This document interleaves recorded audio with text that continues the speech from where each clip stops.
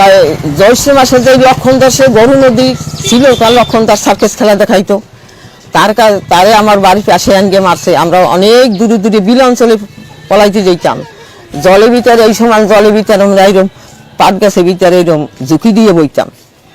আর ওই মিলিটারির সঙ্গে ওই মুসলিমরা যাইতো আর পোড়াপুরি করতো। আমার এক দাদাই ছিল, তাকে ঘরে বাতে অর্ধেক অঙ্গ ধরা ছিল, তাকে উপরে তা পাট নামাইয়া, ছেলেরা তো পলাইতে গেছে, পুতের বউরা পলাইতে গেছে, তাকে পাট নামাইয়া কেরোসিন দিয়ে আগুন দিয়া থুয়ে গেছে।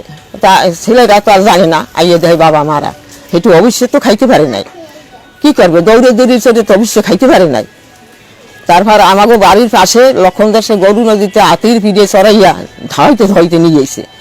লক্ষণদাস সার্কেস খেলা দেখাইতো হাতির, ওই ওনারে গরু নদীর থেকে ধাইতে ধাইতে আমাকে বাড়ির পাশ তোমাকে নিয়ে গেছে, কাহেস্ত বাড়ি। উনি হ্যাঁ তারা করে নিয়ে এসে এই করছে কি শিকাল দিয়া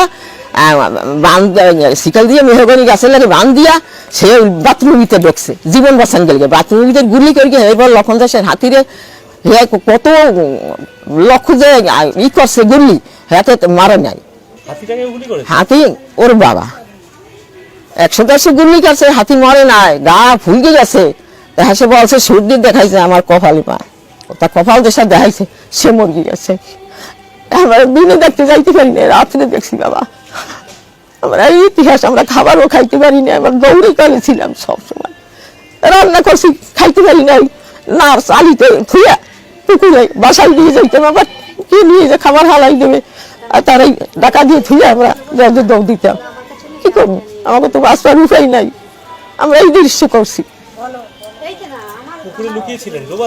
না পুকুরে ভাত তরকারি নৌকায় করিয়া থইয়া ডাকা দিয়ে আমরা চলে গেছি পলাইতে। ওই রাত্রে আইয়া তা যদি থাকতো খাইতাম, এইভাবে আমরা জীবন রক্ষা করছি।